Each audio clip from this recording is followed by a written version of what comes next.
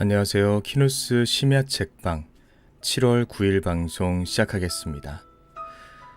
네, 오늘은 21세기 북스 출판사에서 제공해 주신 유성호 교수님의 법의학 도서 나는 매주 시체를 보러 간다 읽도록 하겠습니다. 책 내용을 바로 듣기 원하시는 분들은요. 유튜브 영상의 하단에 있는 고정 댓글 책 읽기 시작 그리고 그 시간 부분 눌러주시면 감사하겠습니다.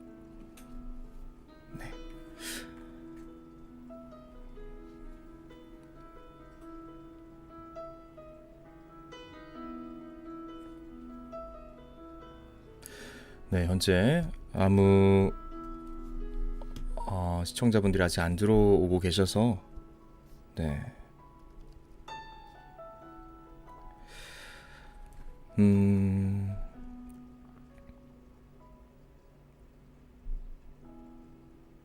네, 일단은 제가 책 내용 바로 소개하기 전에 우리 작가님, 우리 교수님 소개 읽어드리고요.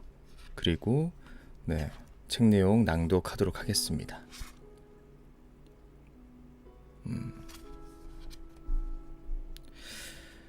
네, 유성호 죽어야 만날 수 있는 남자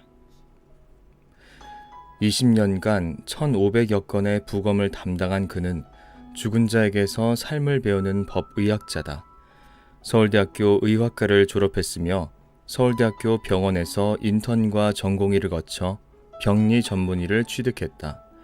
이후 동대학에서 법의학 박사 학위를 받았다. 현재 서울대학교 의과대학 법의학 교실 교수로 재직 중이며 국립과학수사연구원 촉닥 법의관으로 겸임하고 있다. 세월호 등 주요 사건 및 범죄 관련 부검의로도 잘 알려져 있다. 의과대학 교수이자 법의학자인 저자는 매일 죽음과 마주하며 개인의 죽음뿐 아니라 사회가 죽음에 미치는 영향, 죽음에 관한 인식 등 죽음을 둘러싼 다양한 문제를 연구하고 있다. 이 책에서 저자는 자신의 폭넓은 경험과 함께 죽음에 관한 색다른 시각을 제안함으로써 오히려 삶의 가치를 일깨우고 있다. 그것이 알고 싶다 등 각종 방송에서 법의학 관련 자문을 맡았으며 어쩌다 어른에 출연해 죽은 자에게 배우다 라는 주제로 강의한 바 있다. 범죄 및 미스터리 개간지 미스테리아의 논픽션 코너의 실제 사건들을 주제로 칼럼을 연재하고 있다. 라고 이렇게 유성호 교수님의 소개가 적혀져 있습니다. 네, 제가 우리 교수님 소개 읽는 사이에 우리 유튜브 쪽으로 은주님과 조혜님 그리고 고네님 그리고 슈가님 그리고 치크님 그리고 우리 작은 민규님 그리고 또 지금 진숙님께서 들어와 주셨군요. 감사합니다. 다들 어서 오시고요. 네, 제가 방송 켜자마자 말씀하셨듯이 은주님 말씀하셨듯이 알람이 좀 늦게 갔는지 시청자분들이 안 들어오는 시간이 조금 있어가지고 제가 먼저 교수님 소개를 읽고 있었습니다. 네, 그리고 지금 스푼 쪽에는 김경중님께서 들어와 주셨고요. 그리고 단벼벼님과 은재님께서 오늘도 자리해 주셨군요. 감사합니다. 네, 그리고 네, 가오리 연님께서 유튜브 쪽으로 또 찾아와 주셨고요. 그리고 효영님과 고은님께서 또 이렇게 유튜브 쪽으로 찾아와 주셨군요. 감사합니다. 네, 치크님이 대기 타고 있었는데 아예 늦게 떴 집 와파 문제인가 라고 하셨는데 아니에요. 유튜브 알람 자체는 좀 늦게 가는 것 같아요. 제가 방송 켜고 한 20초에서 30초 있다가 알람이 가는 것 같고요.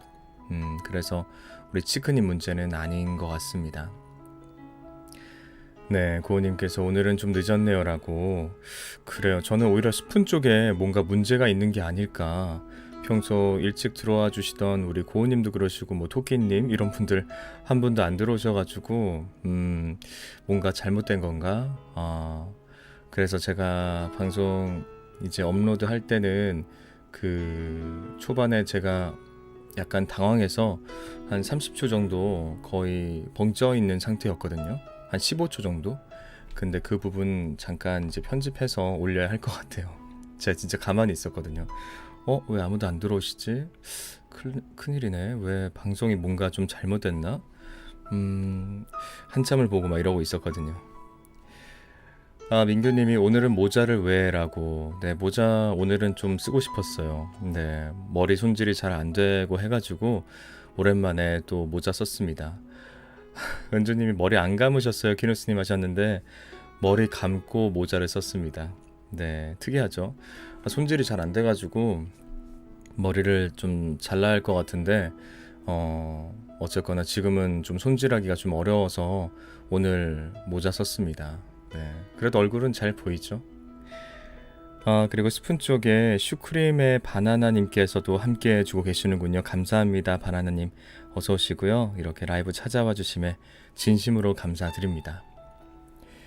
네, 치크님께서 잘 어울려요. 그리고 고네님께서 보라색 티 귀여워요라고 감사합니다. 네, 그리고 우리 갈색 민규님, 큰 민규님께서도 찾아와 주셨군요. 헤일로라고 인사해 주셨네요. 어서 오시고요, 민규님. 네, 오늘도 많은 분들 함께 해주심에 진심으로 감사합니다. 네, 그리고 르네님께서도 찾아와 주셨군요. 네, 르네님 반갑습니다. 네, 안녕하세요. 올만에 출석해요. 오랜만유 반갑습니다.이라고. 네, 라이브에서는 좀 오랜만에 뵙는 것 같은데 그래도 댓글 통해서 계속 뵀어서 그런지 뭐 오랜만은 느낌은 별로 안 드네요. 개인적으로는요.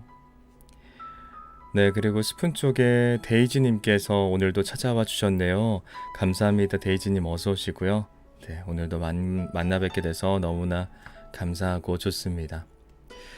네, 그리고 판타지아님께서 또 유튜브로 찾아와 주셨군요. 감사합니다, 판타지아님. 안녕하세요 하시면서 저 왔죠요라고. 감사합니다. 오늘도 찾아와 주셔서 정말 감사합니다.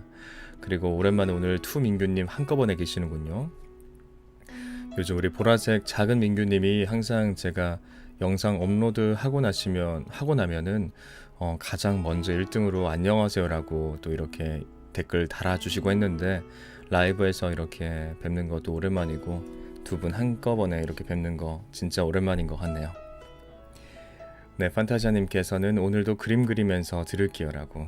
알겠습니다. 오늘도 멋지신 그림 또 그려주시면서 유튜브 계속 업로드 해주시는 영상 계속 보고 있거든요. 판타지아님. 볼 때마다 감탄을 금치 못하고 있고요. 정말 엄청나신 것 같습니다. 오늘도 들으시면서 또 훌륭한 작품 그리시길 바라겠습니다. 네, 스푼 쪽에는 또 봄맞이님께서 찾아와 주셨군요. 감사합니다, 봄맞이님. 네, 오늘도 찾아와 주셔서 정말 감사합니다.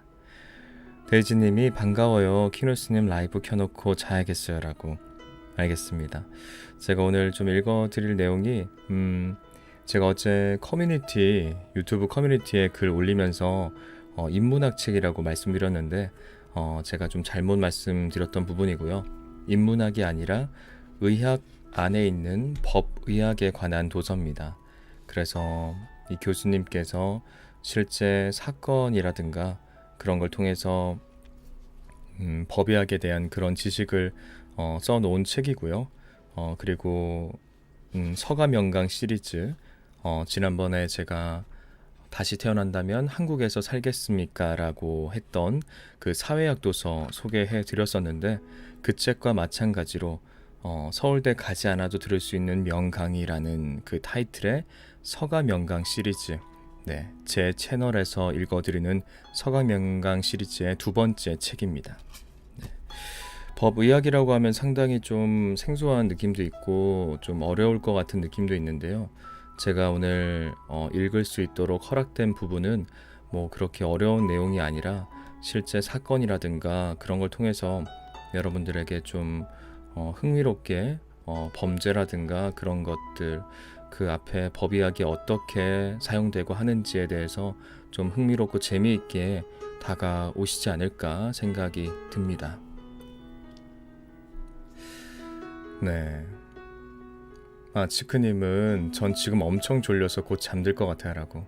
알겠습니다. 들으시면서 꿀잠 주무세요 우리 치크님. 네. 고은님께서는 오늘은 아직 밖이라 출첵하고 가야 할 것 같아요. 업로드 영상으로 들을게요 라고. 그러시군요 고은님. 아직 바뀌시군요.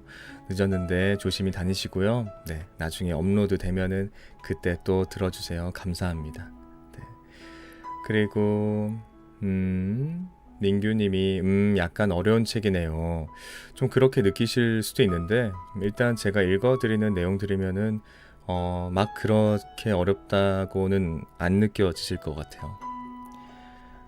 그리고 강현님께서 오늘도 찾아와 주셨군요. 감사합니다, 강현님. 네, 일이 있어 조금 늦었습니다. 라고 그러셨군요. 네, 오늘도 찾아와 주셔서 정말 정말 감사합니다, 강현님. 네, 우리 큰 민규님께서는 오늘도 텐션 높여서 끝까지 버텨보겠음이라고. 네, 그러면은 오늘은 제가 바로 책 내용 조금 읽어드릴게요. 일단 서문과 그리고 이어지는 내용들 바로 읽어드릴 텐데 일단은 제가 말씀드렸지만 그 서가명강이라고 하는 타이틀 한 번 더 소개해 드리고요. 그리고 음악을 줄인 다음에 이 책의 주요 키워드 그리고 이 책을 읽기 전에 우리 교수님의 들어가는 글도 제가 함께 읽어드리겠습니다. 네. 일단 서가명강 시리즈에 대한 소개 읽어드릴게요. 네. 서가명강, 서울대 가지 않아도 들을 수 있는 명강의. 서울대 학생들이 듣는 인기 강의를 일반인들도 듣고 배울 수 있다면 서가명강은 현직 서울대 교수진의 유익하고 흥미로운 강의를 엄선하여 살아가는 데 필요한 교양과 삶의 품격을 더하는 지식을 제공한다. 기초 학문부터 전공을 넘나드는 융합 콘텐츠, 트렌드를 접목한 실용 지식까지 차원이 다른 명품 강의를 도서, 강연, 팟캐스트로 만날 수 있다. 네, 이게 바로 서가명강 시리즈 소개고요. 네, 그래서 오늘 서가명강 시리즈 두 번째 책인 제 채널에서 읽어드리는 두 번째 책인 유성호 교수님의 나는 매주 시체를 보러 간다. 지금부터 읽어드리겠습니다. 네, 그리고 술래님 오늘도 와주셔서 감사합니다.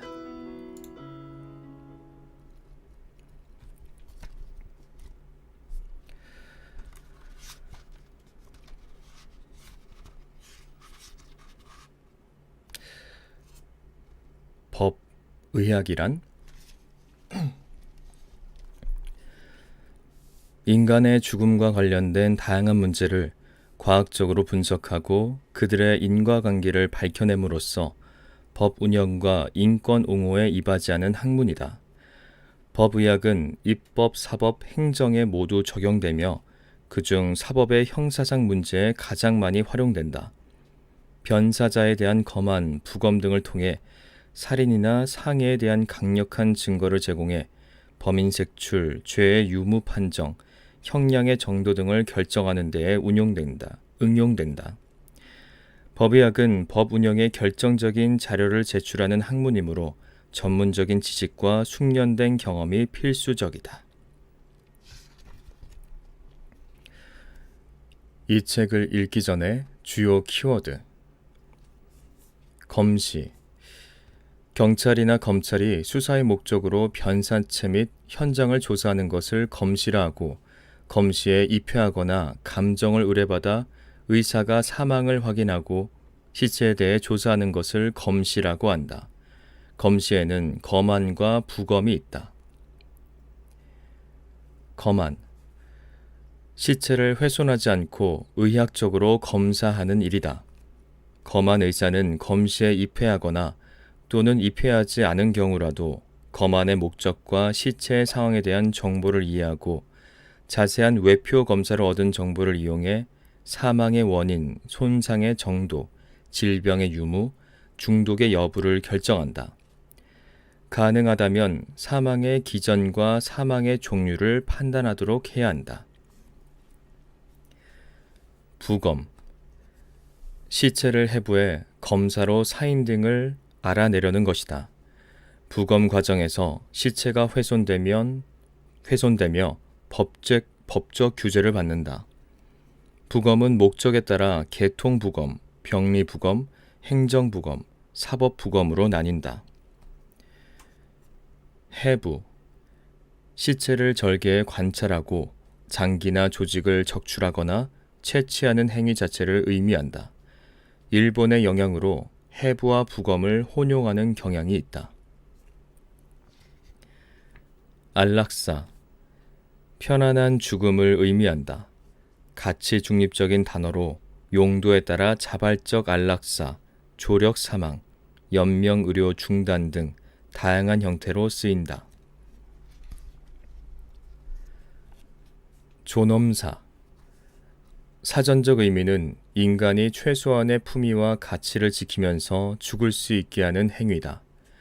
그러나 현실에서는 불치, 난치의 환자가 품위 있게 죽기를 바랄 경우 치명적 의약품을 제공해 환자 스스로 고통 없이 사망에 이르게 하는 자살 원조 행위 또는 식물인간 상태와 같이 환자에게 의식이 없고 생명이 단지 인공심폐기로 연장되고 있는 경우 품위 있는 죽음을 위해 생명 연장 장치를 중단하는 행위 등으로 해석한다. 즉, 중의적 맥락이 있는 용어다. 가사, 외견상으로 호흡과 맥박이 멈춰 죽은 것 같아 보이지만 실제로는 살아날 가능성이 있는 상태다. 뇌사, 뇌의 기능이 완전히 정지해 회복 불가능한 상태를 의미한다. 여기서 뇌의 기능이란 사고와 판단을 주관하는 대뇌피질과 맥박, 호흡 등 기본적인 생명 활동을 주관하는 뇌간의 기능을 포함한다. 식물인간, 인간에게는 운동, 감각, 정신작용의 동물성 기능과 소화, 흡수, 호흡, 배설, 혈액순환의 식물성 기능이 있다. 이 중 동물성 기능이 정지되고 식물성 기능만 가능한 상태 환자를 식물인간이라고 한다. 인공호흡기를 쓰지 않으면 살 수 없는 뇌사와는 구분된다. 줄기세포, 크게 배아줄기세포와 성체줄기세포로 나뉜다. 배아줄기세포는 여러 종류의 신체 조직으로 분화할 수 있어 활용 범위가 넓지만 생명의 씨앗인 배아를 사용한다는 점에서 윤리적인 문제를 가지고 있다. 성체줄기세포는 특정 조직으로만 분화할 수 있어 제한적이지만 윤리 논쟁에서 자유로운 편이다.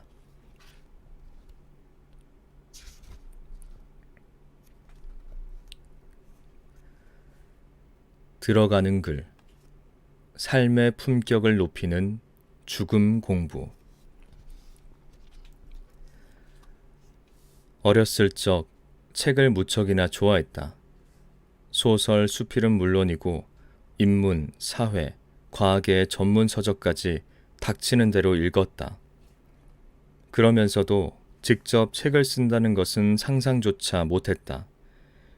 저명한 작가들은 밤하늘에 떠있는 아슬한 별과 같은 나와는 전혀 다른 세상에서 사는 사람들이었고 나는 그들의 지식과 상상력을 엿보는 것만으로 충분히 만족하는 평범한 독자에 불과했다.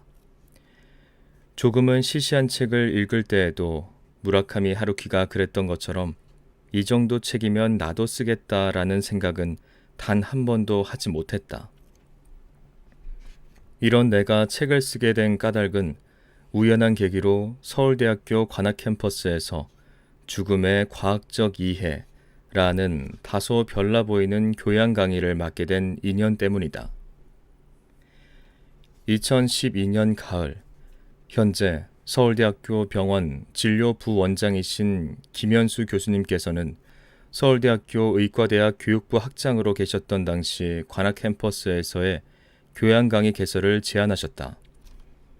당시까지는 생각하지 못했던 일이라 많은 고민을 했지만 문득 학부 때 법의학을 처음 배웠던 기억이 떠올랐다.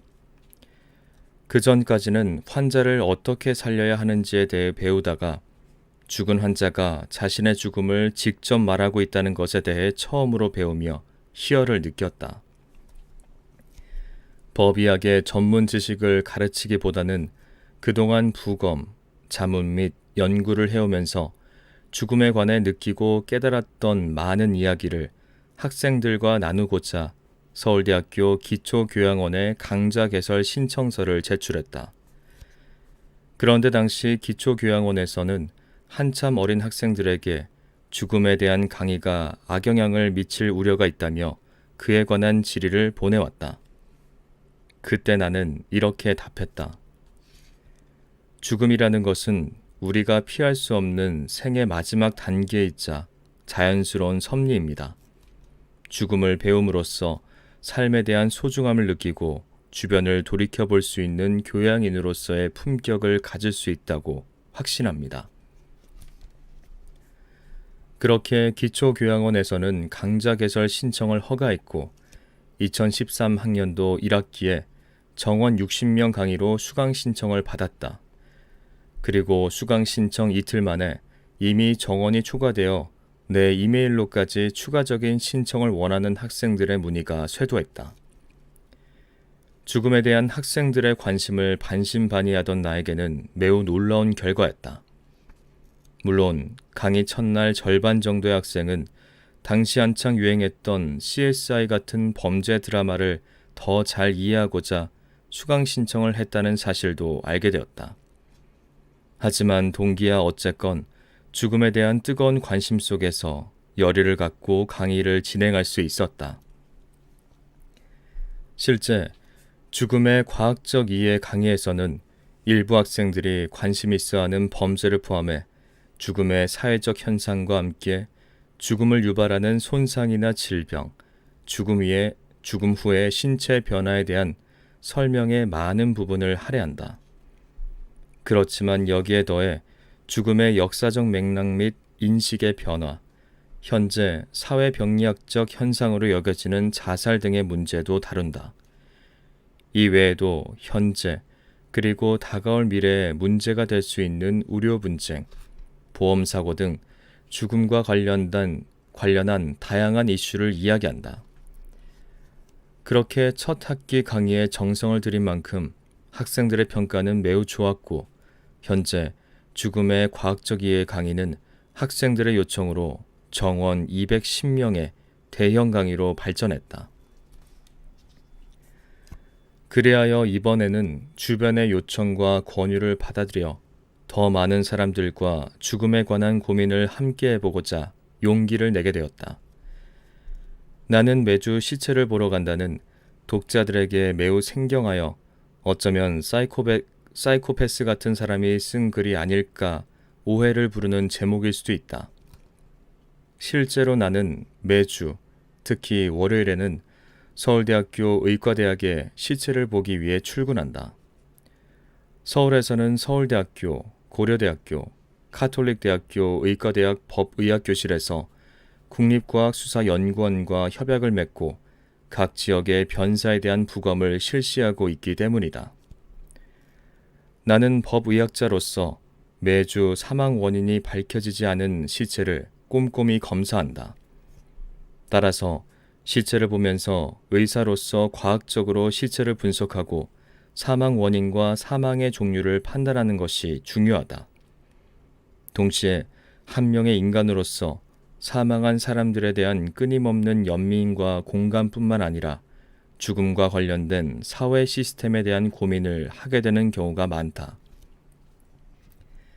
이 책에서는 내가 실제로 하는 일, 사회에서 죽음을 어떻게 바라보는지, 그리고 어떤 죽음이 좋은 죽음일지 지난 16년간 법의학자로서 고민한 내용을 전달하려고 했다. 그렇지만 앞서 언급하였듯이 이 책의 시작점이 우리 대학 학생들의 교양 수업에서 시작한 만큼 교양으로서 누구나 쉽게 다가설 정도로 어렵지 않게 쓰려고 했다.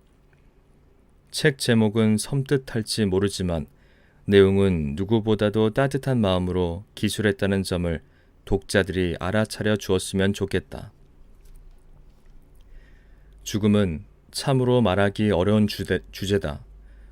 많은 사람들이 죽음학에 대해 설파할 때 죽음에 대한 원인, 조건, 이론 또는 사후세계를 말한다. 그러나 이 책에서는 전통적인 죽음학보다 내 직업인 법의학자의 관점에서 죽음을 이야기해 보려고 노력했다. 죽음은 우리 인생의 마지막 과정이다. 그러나 우리는 평소 죽음이라는 주제에 대해 생각하려 하지 않고 될 수 있으면 언급 또한 피하려고 한다. 더욱이 현대사회는 의도적이든 아니든 죽음을 우리 삶과 철저하게 분리한 채 우리에게 죽음의 민낯을 보여주지 않는다. 그렇기 때문에 우리는 죽음을 생각해 본 적도 없게 되고 삶을 그저 닥치는 대로 살면서 일시적인 위안과 위로에 현혹되기 쉽다. 그렇지만 인생은 죽음이라는 끝이 있기 때문에 비로소 의미를 가진다. 죽음이 있기에 삶의 목적을 향해 힘겹더라도 걸을 수 있는 것이라고 생각한다. 죽음을 생각해 보지 않고 피하려고만 한다면 우리는 우리 생을 어떻게 마무리할지 고민할 수 없다. 그러면 막상 죽음이 닥쳤을 때 우리는 비참함과 슬픔에 사로잡혀 아름다운 마무리를 할 기회를 상실하게 된다. 또한 다른 사람의 죽음에 대해서도 감정의 둔말을 겪게 되고 더 나아가서 무관심하게 될지 모른다. 법의학자는 매일 죽음을 마주하는 직업이다. 법의학자는 왜 그리고 어떻게 죽었는지를 늘 고민한다. 그러한 과정에서 죽음의 사회적 맥락을 고려하지 않을 수 없고 죽음의 형태에도 각 국가마다 그리고 한 국가 내에서도 지역마다 차이가 있음을 알게 된다. 지금까지 법의학을 연구하면서 죽음에 관해 느꼈던 많은 이야기들을 누군가에게 들려주고 싶었다. 이 책을 통해 독자들에게 왜 우리가 죽음에 대해 생각하고 고민해야 하는지를 이야기하고 싶다. 혹자는 죽음을 두려워할 필요가 없다고 하지만 어찌 두렵지 않겠는가? 그럼에도 이 책을 읽는 독자들께서는 책을 통해 자신과 주변의 죽음에 대해 다시 한번 생각해보고 이를 토대로 죽음에 대한 두려움을 떨쳐낼 수 있기를 바란다. 그리고 더 나아가 삶을 어떻게 살아가고 마무리할지에 대한 큰 계획 또한 세울 수 있기를 기대해 본다. 2019년 1월 유성호.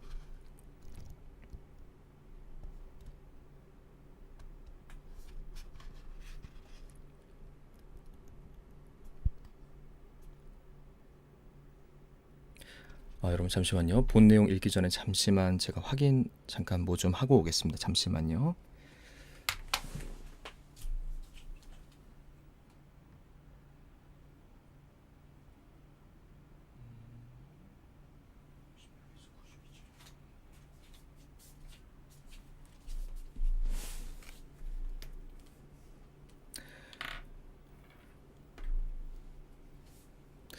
네.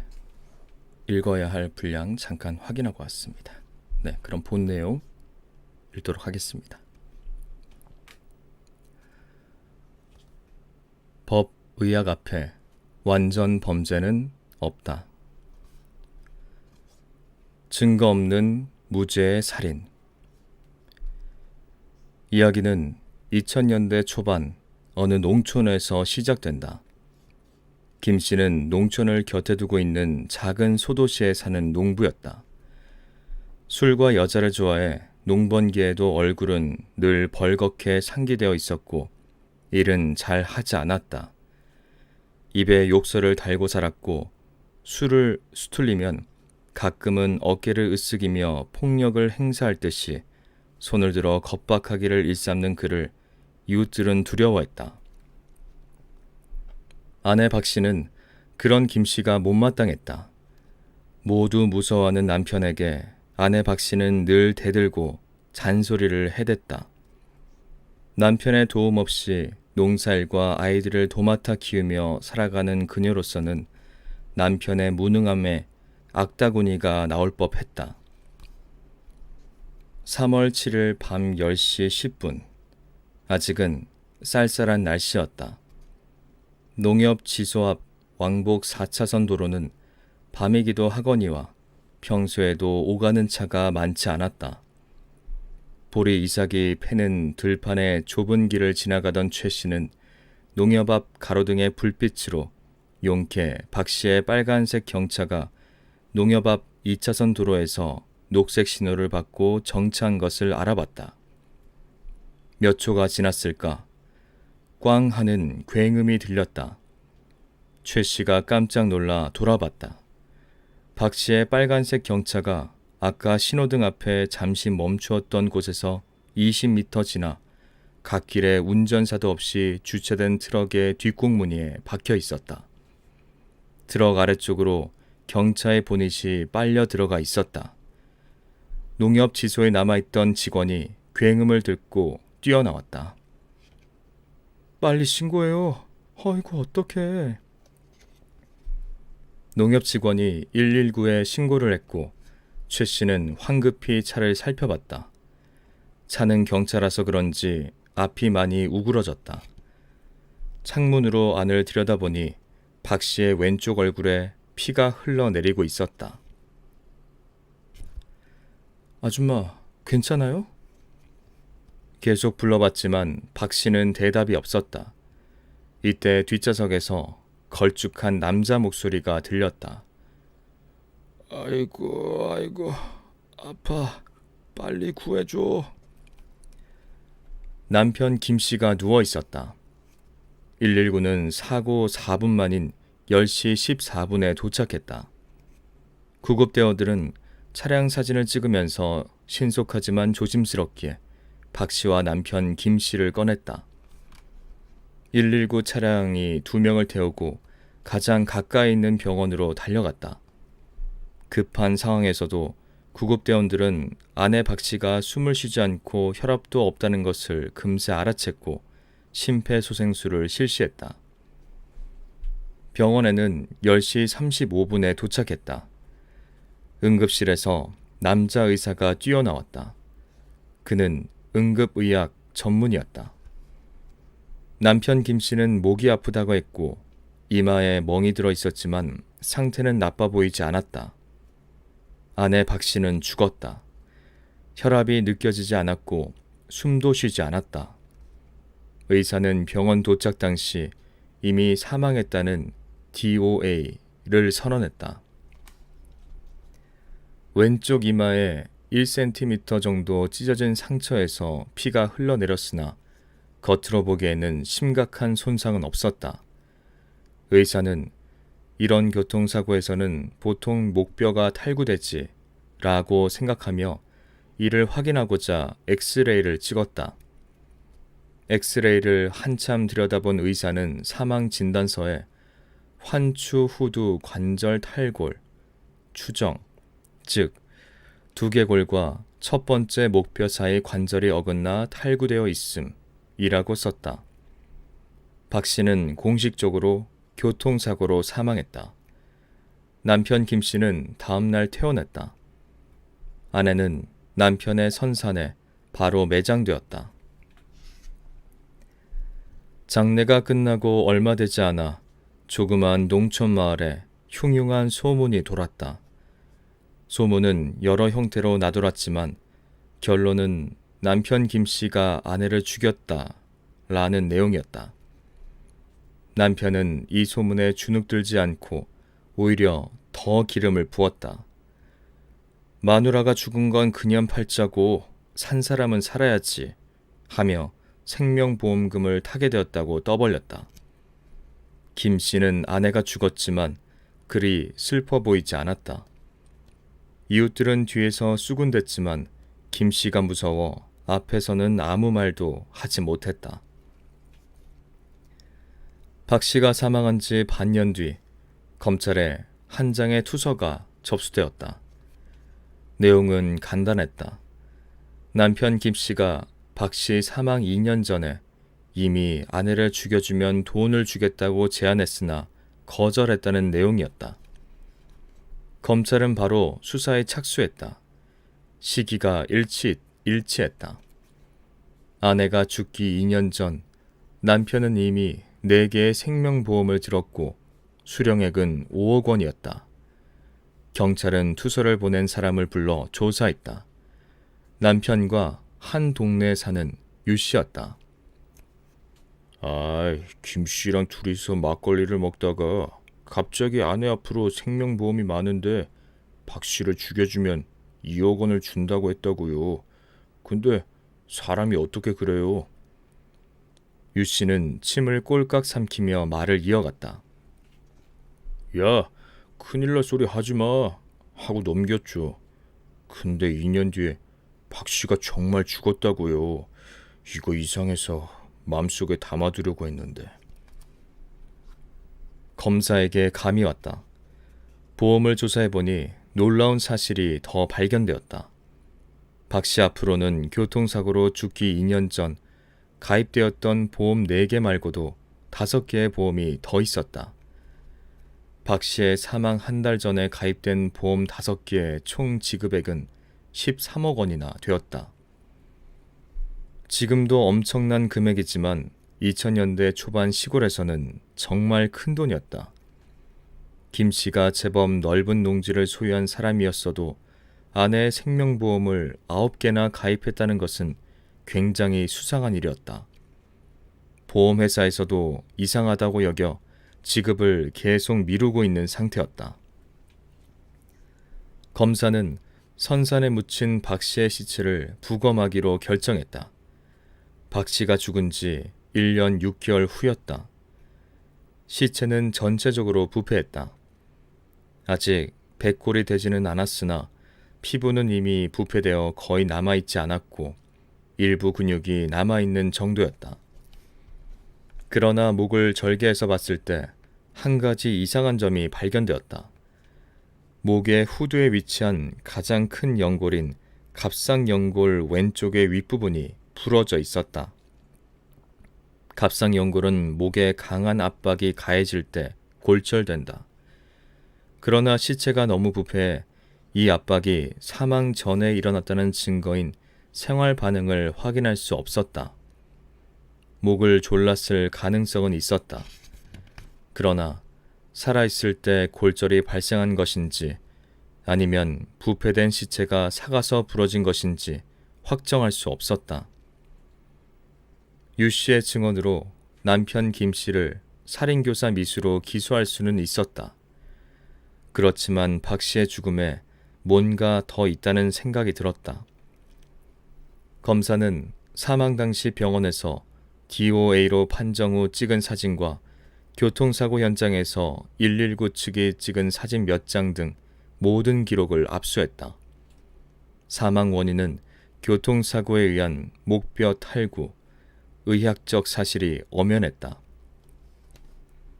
그렇지만 검사는 교통사고 분석기관에 사고 당시 기록을 보냈다.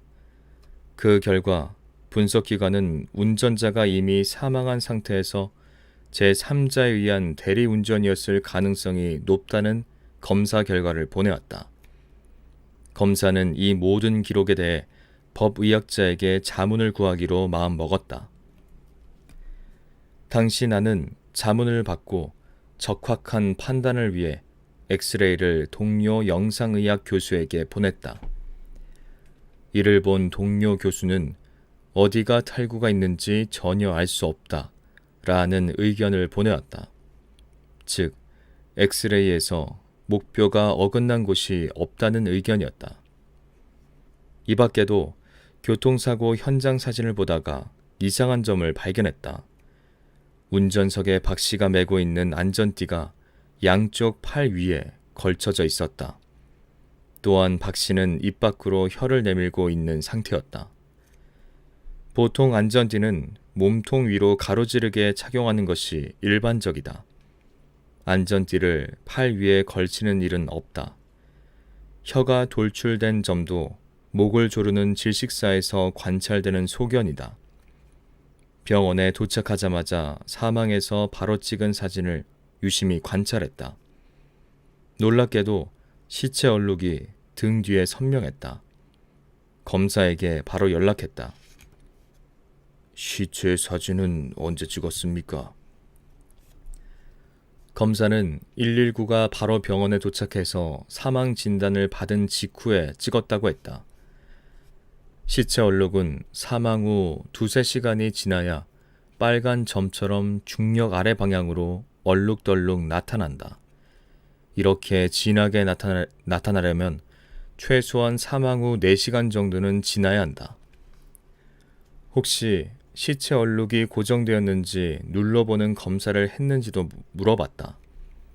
시체 얼룩이 생긴 후 7시간에서 8시간 정도 지나면 얼룩을 눌러봐도 색깔 변화가 없지만 사망 후 7시간에서 8시간 정도 전에 눌러보면 하얗게 밀린 자국이 나타나기 때문이다.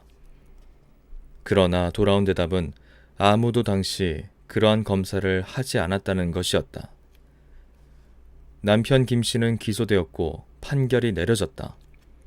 박 씨 사망 2년 전 있었던 살인교사 미수로 징역 1년, 집행유예 3년이었다. 살인은 인정되지 않았다. 확정적 증거가 없다는 것이 재판부의 판단이었다.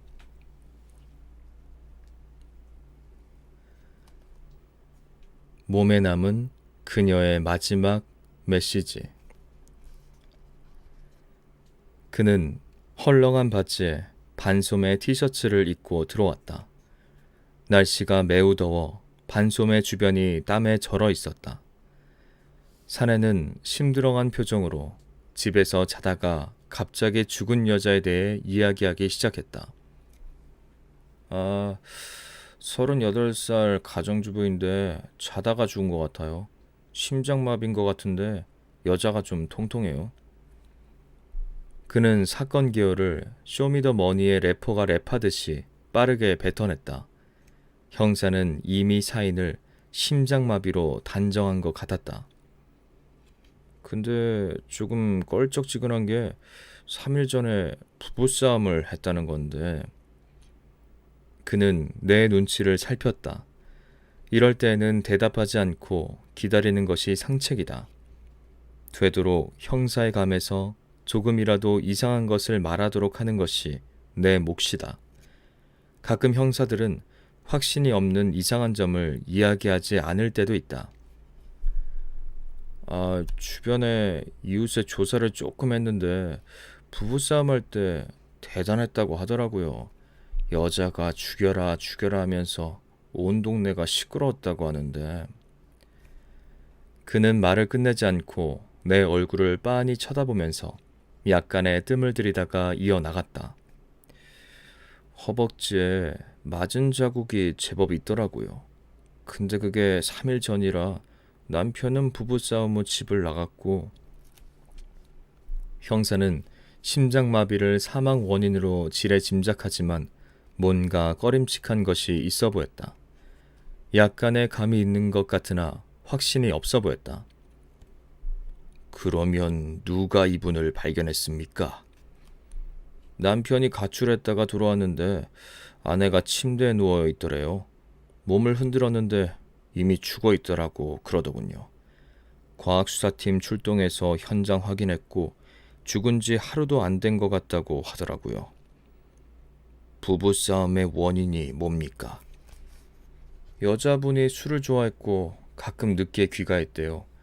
남편이 의처증이 있다고 주변에서 말하는데 그날도 바람을 폈니 안 폈니 싸움을 했다고 남편이 진술했어요. 부검실에 들어가 부검 내에 누워있는 여자를 봤다. 여자는 통통한 체형에 평범한 가정주부로 보였다. 허벅지 부위에 가장 먼저 눈이 갔다. 파스 냄새가 나는 허벅지 전체에 벌겋게 멍이 들어 있었다. 형사는 허벅지를 가리키며 3일 전에 부부싸움을 하면서 방망이로 허벅지를 쳤다고 이야기했다. 그런데 시끄러웠다던 부부싸움에 방어 흔적이 없었다. 대개 방망이로 사람을 치면 팔과 손으로 맞게 된다. 혹 넘어진 경우라면 발로 막으려는 것이 당연하다. 그런데 왼쪽 눈 주변에 멍이 들어 있었는데도 팔과 손, 다리의 다른 부위에는 손상이 없었다. 여자분이 그냥 맞았다고만 하던가요? 그리고 이 양쪽 허벅지에 있는 멍은 한 번 쳐서 생긴 게 아닌데요. 여러 번 쳤는데요. 나의 질문에 형사가 대답했다. 남편이 또라이라 아내 보고 벽을 짚고 서게 한 다음 바람 피운 것에 대해 용서를 구할 때까지 계속 때렸대요. 남편 진술에 따르면 여자분이 처음에는 소리치고 싸우다가 남편이 방망이를 드니까 그냥 맞았다고 하고요. 확실한 사망 원인을 찾기 위해 부검을 시작했다. 가슴과 배에는 손상이 없었다. 얼굴도 마찬가지였다. 왼쪽 눈은 아마도 주먹이었겠지만 둔기에 맞아서 멍이 들었으나 뼈에는 이상이 없었다. 하지만 양쪽 허벅지를 절개했을 때 놀라운 소견이 관찰되었다. 양쪽 허벅지에 두툼하게 자리 잡고 있어야 할 노란 지방층이 좌멸, 즉 으깨져 있었고 근육도 파열되어 있었다. 특히 노란색의 지방은 타격에 의해 눌러 터져 빨갛게 변해 있었다. 손상은 허벅지 전체에 퍼져 있었다. 머릿속으로 손상 당시의 상황을 추정했다. 아마도 아내는 처음에는 격렬히 반항했지만 남편이 방망이를 든 순간 체념했을지도 모른다. 나는 형사에게 물어봤다. 돌아가신 분이 남편에게 맞은 후에 걸어다니는 모습을 누가 목격한 사람이 있었나요? 네, 절뚝거리면서 시장에도 왔었다고 이웃이 진술했습니다. 어디 아프냐고 물어봤더니 괜찮다고 했다는군요. 허벅지가 이렇게 좌멸될 경우 통증이 심각하고 움직이기 힘들다. 여자는 아마도 아픈 다리를 억지로 참으면서 다녔으리라. 형사가 다급하게 물었다. 심장마비 아닌가요?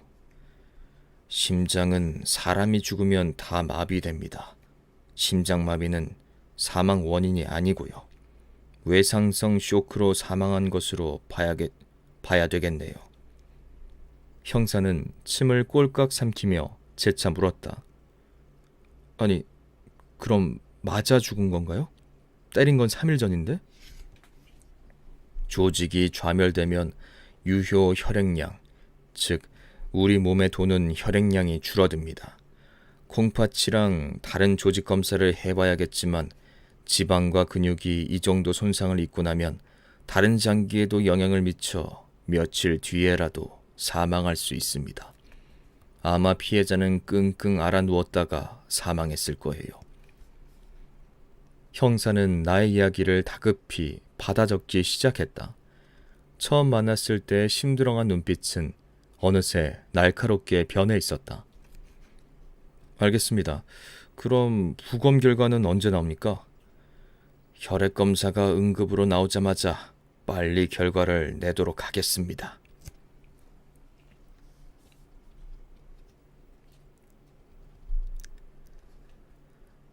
원하지 않던 아이, 원하지 않던 죽음. 법의학자는 아이의 시신을 검사할 경우에 더욱 집중하게 된다. 죽은 아이가 끝내 말하지 못한 이야기를 듣기 위해 더 큰 노력을 기울여야 하기 때문이다.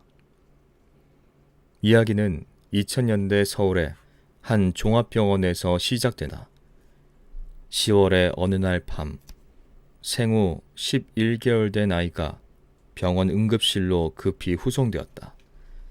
한창 웃고 울면서 귀여움을 떨 시기에 아이는 의식을 잃은 상태였고 신체 반사 또한 거의 확인되지 않았다. 여러 검사를 거친 뒤에 경막하 출혈로 진단되었다. 담당 의사는 의아해했다. 넘어져 땅에 머리를 부딪히거나 벽에 머리를 굉장히 세게 박을 경우 생기는 경막하 출혈은 이러한 어린아이에게는 자주 발생하지 않기 때문이다. 의사는 20대 초반으로 보이는 젊은 아이 엄마에게 조심스럽게 물었다. 아이가 언제부터 의식이 없었나요? 애가 잘 노는 걸 확인하고 잠깐 분유를 준비하러 부엌에 갔다 오니까 애가 자고 있었어요. 잘 자나 싶었는데 계속 깨질 않아서. 엄마는 눈 주위가 벌겋게 충혈된 채 대답했다. 의사는 재차 물었다. 혹시 아이가 어디에서 떨어지거나 하지는 않았나요? 아니요, 그런 적 없었는데. 아이 엄마는 갑자기 무언가 생각난 듯 했다. 우리 애가 아까 오전에 보행기 없이 걷다가 넘어져서 크게 울긴 했는데. 의사는 다른 질문을 더 하려다가 환자 상태가 나빠졌다는 간호사의 응급콜에 아이를 보러 돌아갔다. 수술이 진행되었고 몇 시간이 지나 아침 무렵에야 아이 아빠가 나타났다. 고등학교를 갓 졸업한 듯한 젊은이였다.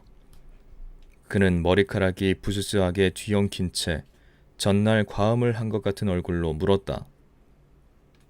우리 애는 어떤가요? 수술은 잘 되었나요? 아이 엄마는 계속 옆에서 흐느끼고 있었다. 일단 머릿속 출혈을 제거하기 위해 응급수술을 진행했고 상태를 지켜봐야 할 것 같습니다. 아이 아빠는 눈물을 뚝뚝 흘렸다. 갑작스러운 불행에 황망해하는 젊은 부부의 모습이었다.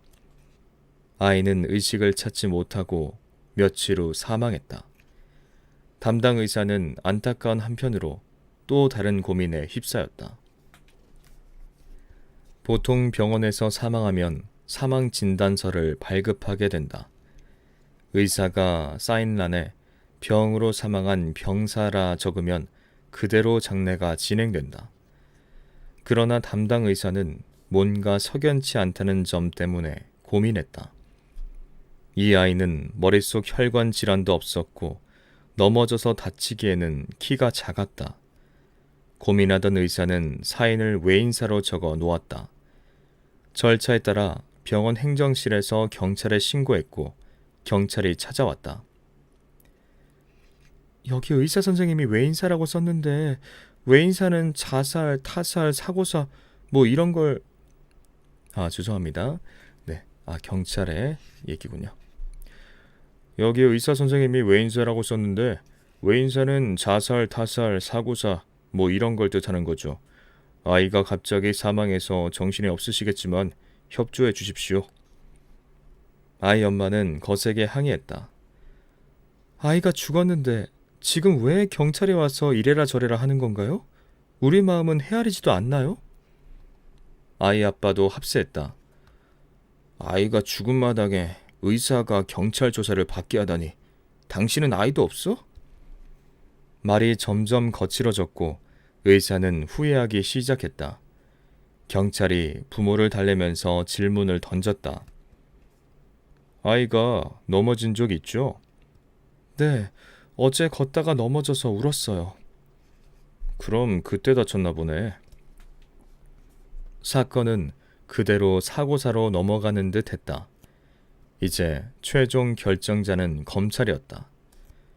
하지만 검사는 경찰의 사건 보고를 읽고 뭔가 이상한 느낌을 받았던지 부검을 지시했다. 부모들은 반대했다. 특히 엄마는 아이가 이미 죽었는데 주검에 다시 칼을 대는 부검이 부모들의 마음을 헤아리지 못한 처사라고 강력하게 항의했다. 그러나 부검은 시행되었다. 병원에서 사망한 사람의 부검은 모든 의무 기록과 검사 자료를 확인한 후 시작하게 되어 있다. 나는 먼저 아이의 몸을 전체적으로 확인했다. 오른팔과 오른손목에 멍자국이 있었다. 수술 전 자료에서 오른쪽 뇌 부위에 큰 경막하 출혈이 관찰되었다. 부검을 시작한 뒤 아이의 머리 왼쪽 관자뼈의 골절과 오른쪽 뇌 부위의 경막하 출혈을 육안으로 확인했다. 비교적 간단한 부검이었다. 사망 원인은 머리 손상이었다. 가속, 감속, 즉 머리가 속도를 내어 움직이다가 갑자기 멈추면서 발생한 손상이었다. 성인이라면 대부분 술을 먹고 넘어진 경우일 것이다. 그러나 어린이, 특히 신장이 1m 이하인 영아라면 엄마의 진술처럼 걷다가 넘어졌다고 해서 이런 골절과 출혈이 생기지는 않는다. 만약 아이가 걷다가 넘어져서 이러한 손상이 발생할 수 있다면 인류는 애당초 멸절했으리라. 오른팔과 오른손목 멍짝으로 봐서 아이에게는 살아있을 때, 즉 생전 손상이 있었습니다. 머리 왼쪽 관자뼈의 골절과 함께 뇌 오른쪽과 이마엽에 경막하 출혈이 있는 것으로 보아 추락 또는 벽에 머리를 세게 부딪힌 경우로 보입니다. 그렇지만 높은 곳에서 떨어진 추락으로 보기에는 다른 부위에 상처가 없습니다. 그러니 다시 잘 조사해 보십시오. 경찰은 부지런하고 유능하게 변했다. 아이 엄마를 어떻게 취조했는지 결국 자백을 받아냈다. 거주지를 조사해 벽에 부딪힌 흔적도 찾았다. 아이 엄마의 진술은 안타까웠다. 아이 엄마는 고등학교를 막 졸업하고 아이가 생겨 어쩔 수 없이 결혼을 한 상황이 너무 싫었습니다. 남편은 변변한 직업도 없이 매일 술을 마셔 화가 난 참에 아이가 울어대서 벽에 딱 한 번 던졌는데 조용해지더니 갑자기 의식을 잃었습니다. 라고 했다. 이러한 현상은 전형적인 원하지 않는 아이에 대한 폭력이다. 부모가 원하지 않았던 자식이었기 때문에 아이에 대한 사랑보다 부모의 자기 본의적인 욕구를 우선순위에 두는 데서 발생한다.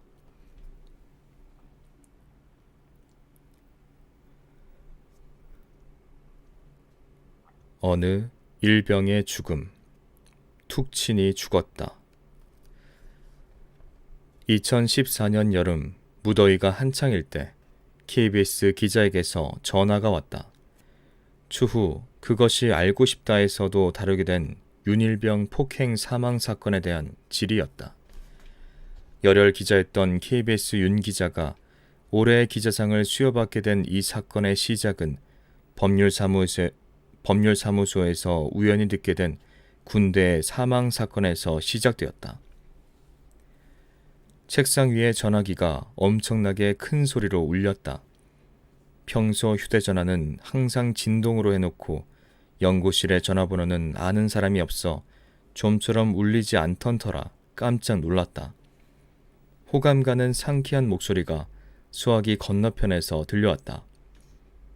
교수님, KBS의 윤 기자입니다. 네, 무슨 일이시죠? 혹시 군대에서 일어난 사망 사건 들으셨는지요? 다짜고짜 본론으로 들어갔다. 군대에서는 매년 100여 명이 넘는 젊은이들이 다양한 이유로 사망한다. 사회에 진출한 같은 연령대의 젊은이에 비해 사망자의 절대수는 적지만 병역을 이행하다 죽은 이에게는 누구나 관심을 가지게 된다. 내 질문에 기자는 빠르게 말을 이어갔다.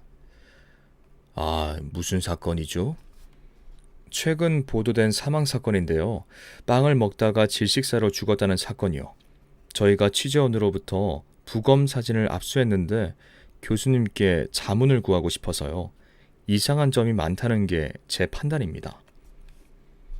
법의학자가 상대하는 기자나 PD들은 대개 말이 빠르다. 한마디만 놓쳐도 따라가기 어렵다. 네, 제 이메일로 보내주십시오. 제가 살펴보겠습니다. 지금 당장 봐주셨으면 해서요. 교수님이 보시고 이상하면 9시 뉴스 타이틀로 나가겠습니다. 빠르고 직설적이다. 조금 황당했다. 기자나 PD들은 틈을 주지 않는다. 네, 그럼 보내주시죠. 보겠습니다. 매우 다급한 말투에 나도 덩달아 급하게 약속했다. 기자는 내 이메일을 알고 있었다. 아마도 홈페이지를 봤을 것이다. 전화를 끊자마자 기자가 보낸 이메일이 컴퓨터에 떠 있었다. 첨부된 부검 감정서를 열어봤다. 부검 사진 속 사망자는 법의학자인 나조차도 보자마자 얼굴을 찡그릴 만큼 상처가 많았다. 사망자의 계급은 일병이었다. 배와 가슴, 등, 양쪽 팔다리의 넓은 부위에 멍이 들어 있었다. 이렇게 넓은 부위의 손상은 좀처럼 보기 힘들다. 추락이나 교통사고와 같은 경우는 강력한 외력이 전해져 손상의 정도가 더 크다. 하지만 이렇게 몸 전체에 퍼진 손상은 고문처럼 계획하에 실행된 폭력이 아니고서는 좀처럼 발생하지 않는다. 기자가 요약한 사건 기호를 살펴봤다. 평소에 일병을 때렸던 선임병이 당시 빵을 먹고 있던 피해자를 툭 쳤는데 그게 목에 걸려서 사망했다는 내용이었다. 군대 내에서 실시한 부검에서도 기도 내에 음식물이 있다고 기술되었다. 같이 보내온 병원의 기록에도 허혈성 뇌손상, 즉 뇌에 충분한 산소가 공급되지 않아 사망한 것으로 적혀 있었다. 당시 사고 현장에서 황급히 심폐소생술을 하며 이송한 병사와 부사관의 진술 또한 모두 일치했다. 30분 만에 기자에게 다시 전화가 왔다. 원래는 차분할 것 같은 목소리가 속사포 터지듯이 전화기에서 울려댔다. 교수님, 다 보셨나요? 어떻게 보셨어요? 인터뷰하러 갈까요? 조금 더 차분히 봐야 될 것 같은데요. 우선 사망 원인은 기도 폐색이 아닌 것으로 보입니다. 기자는 즉각 되물었다. 왜 그렇게 생각하시는지요? 사람이 사망하거나 가사 상태에 빠지게 되면 근육이 이완되면서 축 늘어진다. 몸속 근육도 마찬가지다. 사망하게 되면 항문을 조이던 근육이 이완되면서 변이 나오게 되고 남성의 경우에는 정액이 나오는 수도 있다. 식도와 위 사이를 조이던 근육도 마찬가지다. 살아있을 때에는 잘 유지되어 역류를 막다가 사망하면서 풀린다. 따라서 사망자나 가사자의 가슴을 누르는 심폐소생술의 과정에서 그리고 심지어 구급대가 옮기는 과정에서 위에 남아있던 음식물이 식도로 넘어와 입안에서 보일 때도 있다. 일부에서는 과음한 사람들이 구토 도중 음식물이 기도로 넘어오는 바람에 사망한다고 알고 있지만 실제로는 술에 의한 급성 알코올 중독으로 사망 후 음식물이 식도로 넘어와 입안에서 음식물이 관찰되는 경우가 훨씬 많다.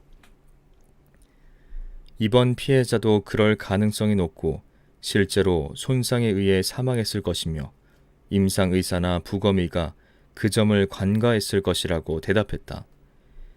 기자가 벌떡 일어서는 것이 전화기를 통해서도 느껴졌다. 지금 당장, 시간이 벌써... 혹시 전화 인터뷰 가능하신지요? 급하게 인터뷰를 시작했다. 외상성 쇼크의 주요 원인은 순환혈액 감소성 쇼크인 경우가 가장 많습니다. 예를 들어 주먹 크기로 조직이 좌멸, 즉 으깨져 있으면 순환혈액량의 약 10%를 잃은 것에 해당하고 따라서 넓은 부위에 조직 좌멸이 있다면 쉽게 쇼크에 빠질 수 있습니다. 이번 사건도 기도 질식에 의한 가능성보다 그쪽의 가능성이 높다고 판단합니다. 학술적으로 그리고 최대한 객관적으로 이야기했지만 9시 뉴스에는 결론 부분만 나왔다. 이후 우여곡절 끝에 군 검찰의 추가 조사가 실시되었다. 군 검찰에서도 내 진술을 받아갔다. 그들은 신중했다. 처음에 기도 질식이라고 판단한 의사가 악의적인 오역을 한 것은 아니라고 본다. 해석에서 처음 진술한 가해자 병사의 말이 그들의 결정을 오염시켰다고 본다. 그리고 군 검찰은 의사들의 말을 적극적으로 수용했을 것이다. 이후 그것이 알고 싶다에서 자세히 밝혀진 진실은 부검 사진보다 참혹했다. 가해자 병사들의 폭행은 흔히 말하는 상상 이상이라는 표현만으로는 부족했다. 말이 느리다고, 물을 다 먹지 않았다고 폭력이 가해졌다. 폭행에 의해 소변을 보면서 의식을 잃은 피해자에게 또다시 꾀병이라고 폭력이 가해졌다. 이 상황이 윤일병에게 얼마나 고통스러웠을지 사진을 통해 전달되었다.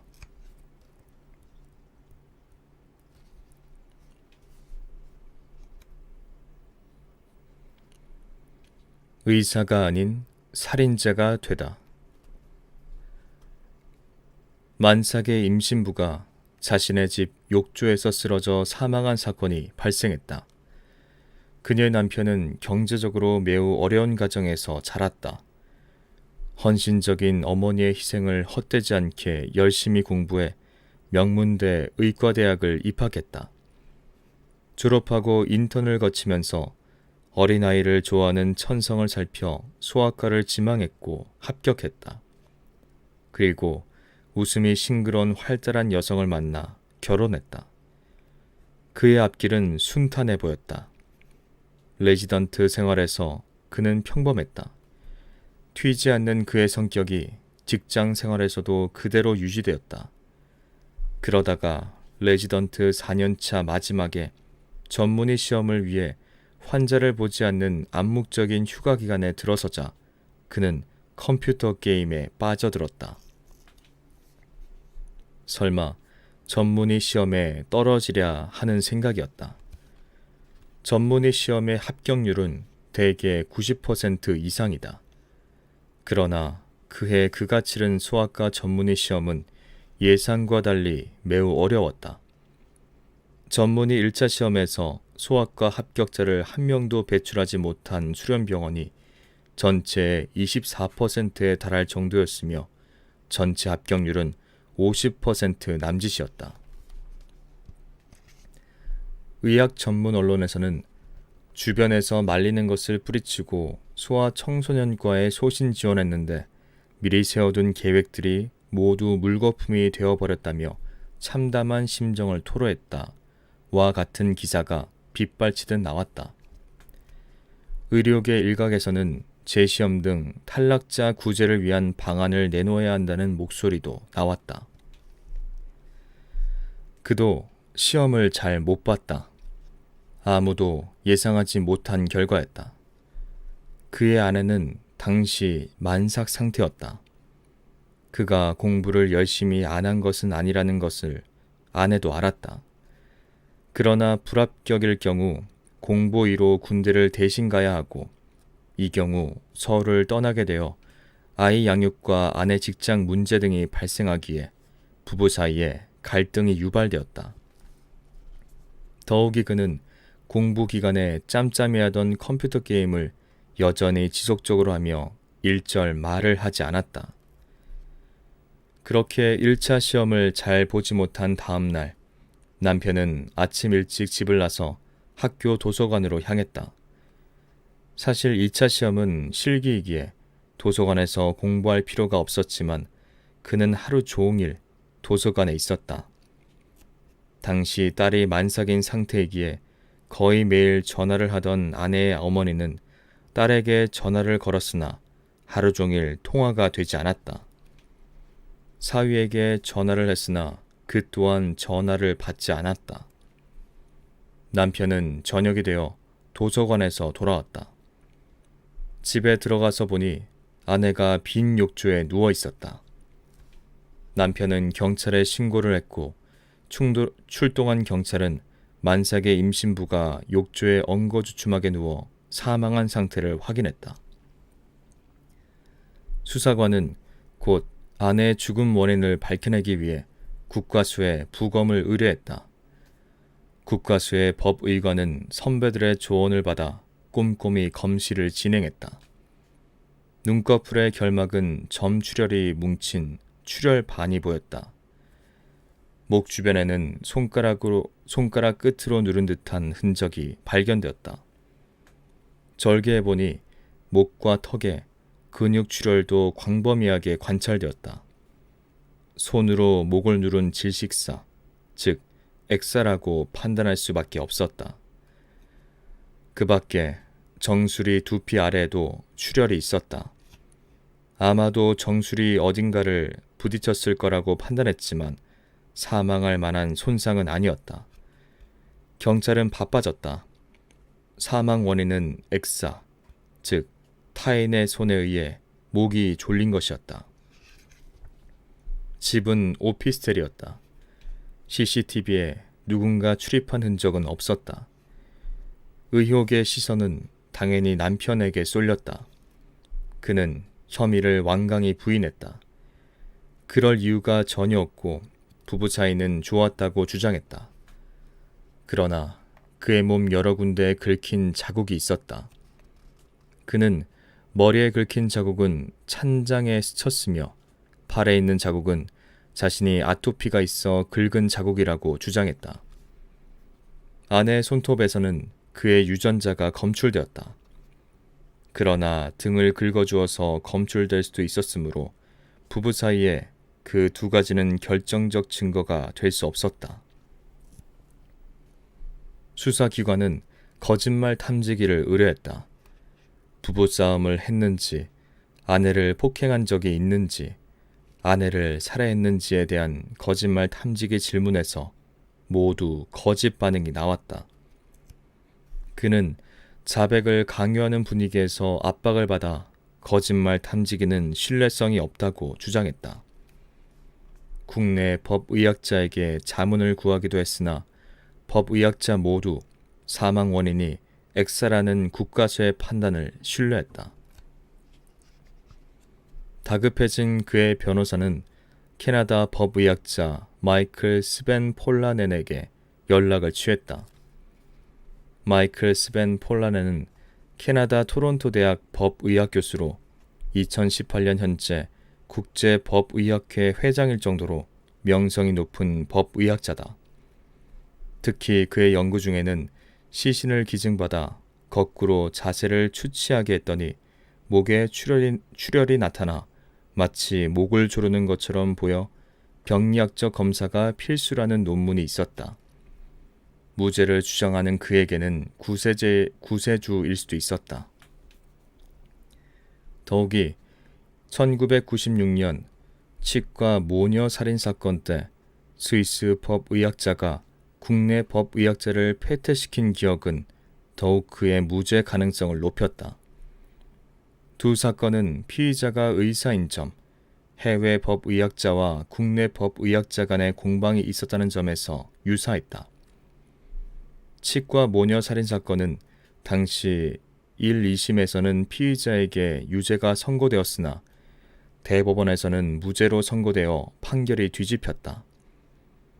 검찰에서는 국가수뿐만 아니라 서울대학교와 경북대학교에 감정을 요청했다.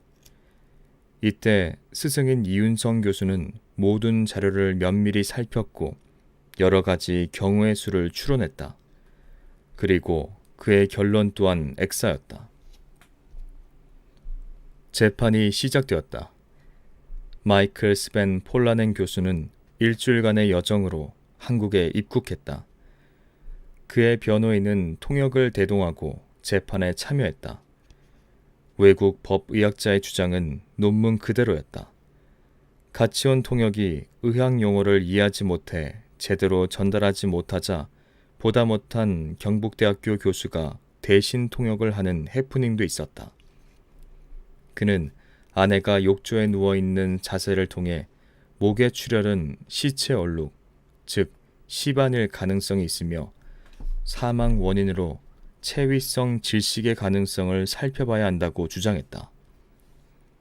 나는 이윤성 교수를 도와 그 점을 충분히 검증해 반론을 준비한 후 재판에서 펼쳤다. 국과수에서 추후 준비한 목 근육 출혈의 병리학적 검사 또한 제시했다. 재판에서의 논쟁은 아침에 시작해 밤 늦게까지 계속되었다. 판사는 자칫 이해하기 어려운 부분을 놓치지 않고 끝까지 되물었다. 오랜 재판 끝에 외국 법의학자의 항복과 유사한 말을 이끌어냈다. 자신은 모든 자료를 보지 못했고 와서 보니 주장을 계속하기 어려운 점이 있다는 완곡한 표현이었다. 재판은 이후 법의학을 제외한 여러 관점에서 진행되었다. 최종적으로 남편의 살인 혐의에 대해서는 유죄가 선고되었으며 다시 복잡한 항소, 재항소심을 거치며 20년형이 확정되었다.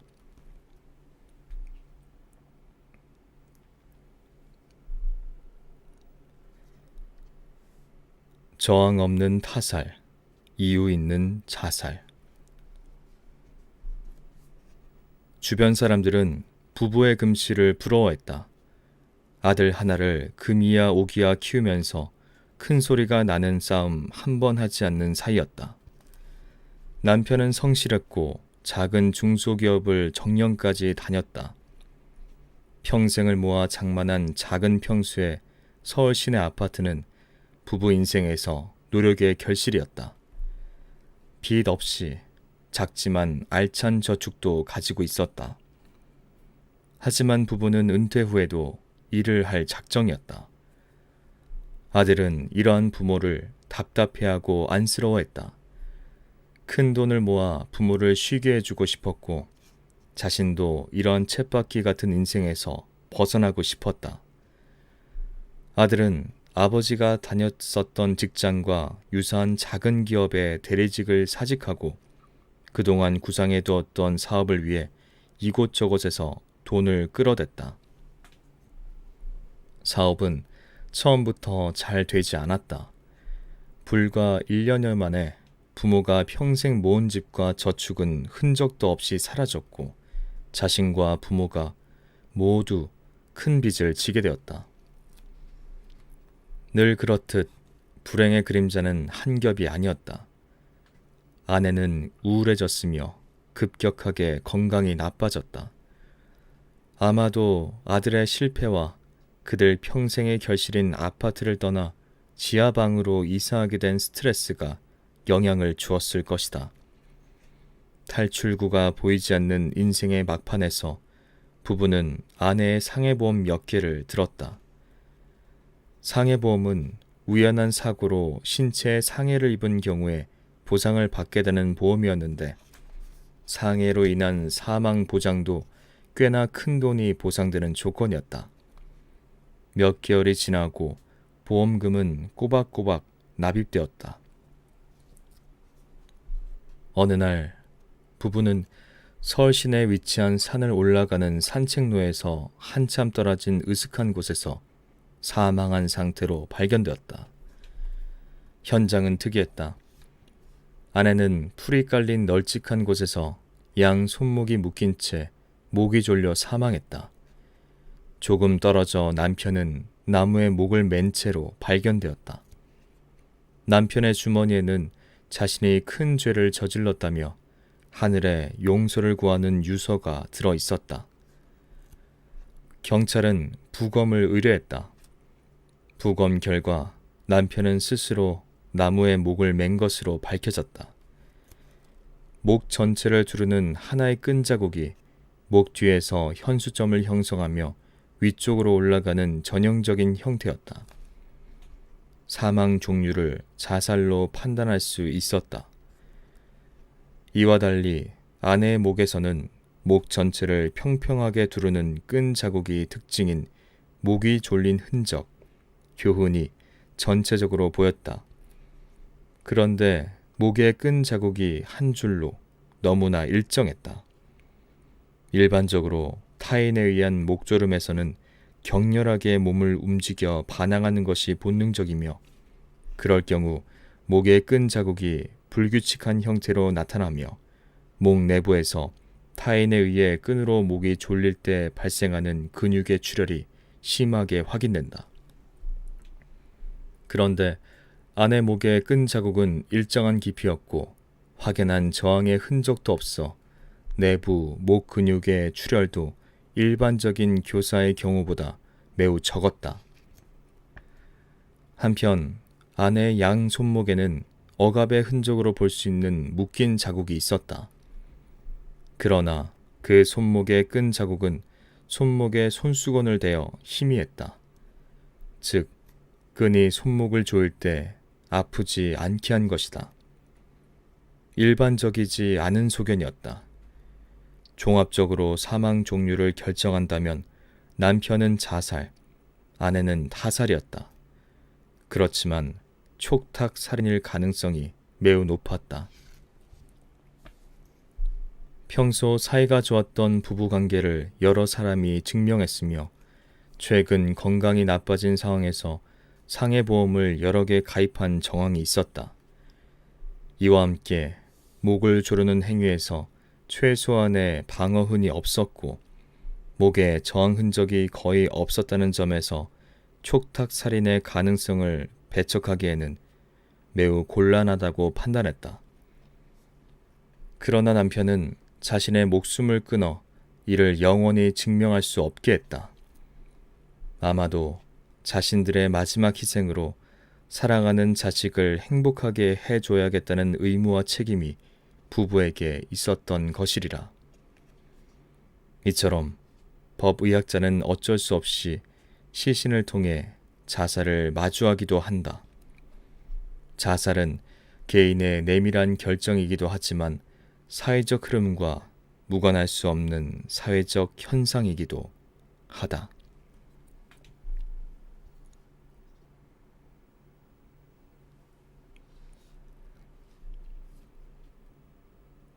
네. 유성호 교수님의 법의학도서 나는 매주 시체를 보러 간다. 여기까지 읽도록 하겠습니다. 네, 현재 스푼 쪽에 10분 함께 해주고 계신데요. 감사합니다. 우리 셜록 도일님과 김경중님, 그리고 앰비언트님, 봄마지님, 은지님, 킹슈님, 데이지님, 하양님, 치미님, 그리고 히라님까지 진심으로 감사합니다. 끝까지 함께 해주시면 감사합니다. 네, 셜록 돌님께서 잠깐 목소리 들으러 왔어요. 1시 영화라. 오잉 타이밍 보소. 지금 들어오셨군요. 우리 셜록 돌님 감사하고요. 이제 1시 조금 있으면 영화 보시는군요. 네, 그리고 앰비언트님께서 잘 들었습니다라고 얘기해 주셨네요. 감사합니다. 그리고 좋아요도 감사합니다. 앰비언트님 그리고 셜록 도일님. 네, 그리고 유튜브 쪽에 현재 25분 함께 해주고 계신데요. 진심으로 감사합니다. 네, 우리 민규님 잘 들었습니다. 강현님께서 수고 많으셨습니다. 우리 큰 민규님께서도 수고하셨습니다라고. 네, 그리고 향자님도 오셨는데요. 중간에 들어와서 인사도 못하고 들었어요. 감사합니다라고. 그리고 우리 키라님 위에 늦었어요 하시면서 전 다른 거 들으러 갈게요라고. 알겠습니다, 키라님. 이제 또 이거 업로드 나중에 될 텐데 나중에 또 들어주시고요. 좋은 밤 되요, 키라님. 고맙습니다. 그리고 르네님이 잘 들었어요. 수고하셨어요라고. 감사합니다. 네, 제가 일단은 못 봤던 채팅 잠깐 볼게요. 네. 유튜브 쪽, 스푼 쪽은 별다른 건 없는 것 같고, 네, 유튜브 쪽에는 엔젤맘님이 중간에 오셨군요. 그리고 해아미 TV님도 오셨고요. 감사합니다. 네. 네. 엔젤맘님은 듣는데 자꾸 눈이 감기신다고 하시면서 주무신다고 먼저 그렇게 얘기를 남겨놓으셨군요. 네.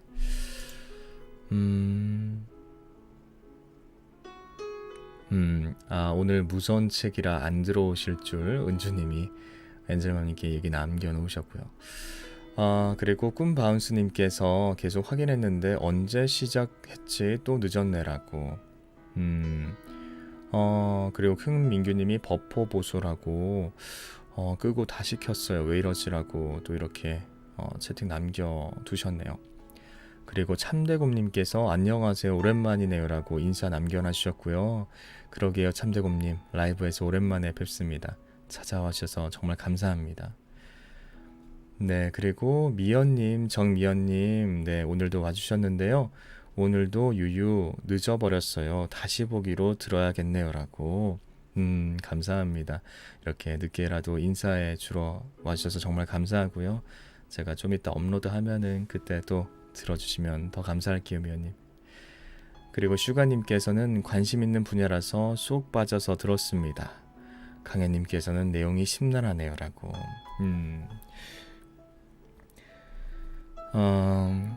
그리고 스푼 쪽에서 치미님께서 책 재미있었어요. 감사합니다라고. 네, 재밌게 잘 들으셨나요, 치미님? 네, 끝까지 들어주심에 제가 더 감사합니다. 네, 진심으로 감사합니다, 치미님. 그리고 셜록 도일님이 애나벨 보러 가셨군요. 와, 공포 영화를 혼자 보러 가셨어요. 엄청나신데요. 무사히 잘 보고 와서 다시 듣기 할게요. 고생하셨어요라고.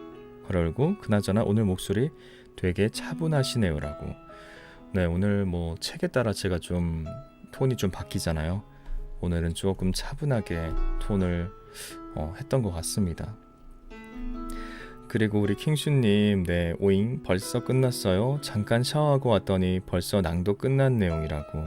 네, 아까 오늘 조금 20분 전에 한 15분도 되기 전에 책 내용을 읽기 시작했고 1시간 조금 넘게 책을 읽었던 것 같네요. 네, 오늘 이 책 어떻게 들으셨나요, 여러분? 물론 부검 그리고 이제 의학적으로 그런 어떤 사망 원인이 밝혀지고 이런 내용이 주된 내용이었는데 그래도 이렇게 사건, 네, 저희가 좀 윤일병 사건도 그렇고 좀 알고 있는 사건들도 나오고 해서 좀 흥미롭게 듣지 않으셨을까 개인적으로 그렇게 생각이 듭니다. 네. 뭔가 약간 그것이 알고 싶다 혹은 궁금한 이야기 Y 같은 그런 느낌의 내용들이 많이 있어가지고 또 이렇게 제가 대사같이 이렇게 인물들의 얘기가 적혀 있어서 또 약간 연기적으로 표현할 수 있는 부분이 있어가지고 저는 사실 지난번 읽었던 서가명강 시리즈보다도 꽤 재미있게 마치 약간 추리소설 읽는 느낌으로도 약간 그런 느낌으로도 읽었던 것 같습니다. 물론 안타까운 사실은 추리소설은 상상이고 허구지만 여기 나온 사건들은 실제 사건이었고 그래서 그게 우리 현실을 반영하고 있다는 게 상당히 좀 슬픈 현실이고 안타까운 현실이죠. 어쨌거나 그래도 그런 현실에 있는 사건들을 독자들에게는 좀 흥미롭게 소개해 준 책이라고 느껴지고요. 그래서 여러분들께서 이런 법의학 들어가는 글에도 나왔지만 CSI나 이런 범죄 수사 드라마에도 관심이 많으신 분들이라면 이런 내용들 이 책에 나오는 사건과 관련해서 사건의 어떤 원인, 결과 그리고 그것을 밝혀내게 된 부검 결과라든가 의학적인 사실이라든가 이런 것들이 상당히 또 흥미롭고 좀 새롭게 와 닿으실 수 있을 거라고 생각이 듭니다. 네, 우리 꿈바운스님께서 다시 듣기 할게요. 중간에 와서라고. 알겠습니다. 요즘 매일 함께 해주심에 진심으로 감사합니다. 꿈바운스님. 그리고 이정님께서 종종 듣곤 했는데 실시간으론 처음 인사드립니다. 늘 감사하고 있답니다. 라고. 그러셨군요. 이정님. 네, 오늘 함께 해주심에 감사합니다.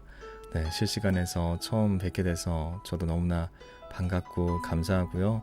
앞으로 더 자주 라이브에서 뵐 수 있으면 좋겠습니다. 네, 진심으로 감사합니다. 이정님. 네, 강현님께서 내용은 재미있었어요 라고. 네, 심란하면서도 뭔가 책 자체는 그래도 재미있었던 느낌이죠. 진짜. 네, 그리고 르네님께서는 요샌 법의학이 생소한 내용이 아니라 생각보다 쉽게 접할 수 있는 것 같아요 라고. 그러시군요. 르네님께는 이 법의학이 생소한 내용이 아니시군요. 그쵸. 저는 개인적으로 CSI나 그런 법의학 관련된 뭐 드라마라든가 미드 이런 것들 많이 보지 않았어가지고 조금 생소한 느낌이 있었는데, 네, 어떤 분들에게는 르네님 같은 분들에게는 그다지 생소한 내용이 아닐 수도 있군요. 그리고 이게 뭐 거듭 말씀드렸지만 뭔가 조금 어려운 그 사망 원인을 말할 때 뭐 무슨 출혈 이런 식으로 좀 생소한 의학 용어 같은 게 나오긴 하지만 이 전혀 어려운 식으로 책이 기술되어 있지 않기 때문에 음, 단순히 제가 읽은 내용 말고도 그 다른 부분들도 실제 사건이나 그 실제 있었던 내용들에 기반해서 법의학을 설명해주고 계시고 소개해주고 계시거든요. 그래서 상당히 재미있는 책이 될 것입니다. 여러분들에게도요. 은주님께서는 정말 필요한 직업인데 너무 험한 직업인 것 같아요. 사명감으로 근무하셔야 할 것 같아요. 라고. 그러고 르네님이 저만 그런 거군요. 아니요. 제가 안 그런 걸 수도 있고 사실 뭐 CSI나 진짜 범죄 드라마 좋아하시는 분들한테는 별로 그렇게 어려운 내용, 뭔가 생소한 내용 아닐 것 같습니다. 네. 법의학이라는 이 용어는 사실 잘 몰랐지만 개인적으로 책을 읽다 보니까 법의학이 우리가 요즘에 그렇게 항상 이제 그 경찰 수사 이런 내용 볼 때 나오는 부검과 밀접하게 관련이 있는 그런 의학이구나, 그런 분야구나라는 거 알게 되고는 내용적으로는 그렇게 저도 생소한 느낌은 아니었습니다.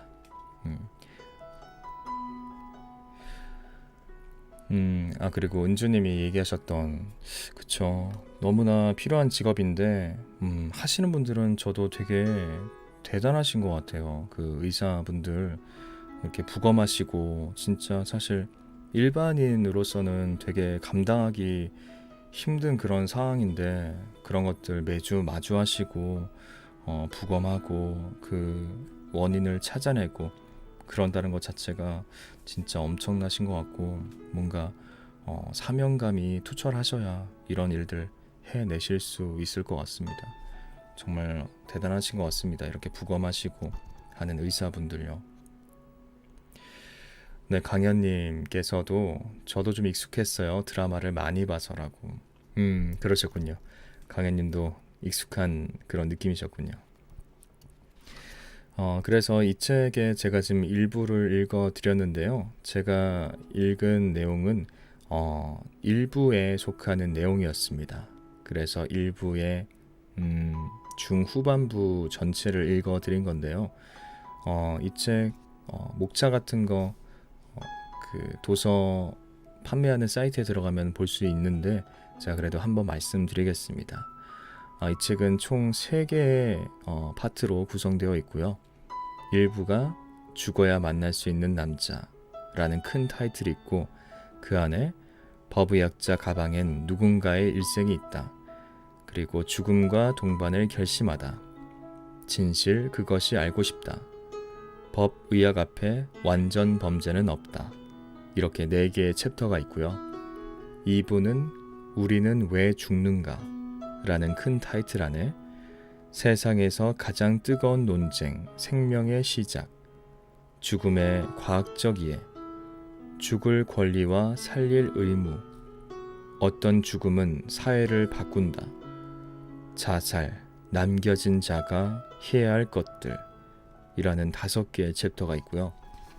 마지막 3부는 죽음을 공부해야 하는 이유 라는 큰 타이틀 안에요.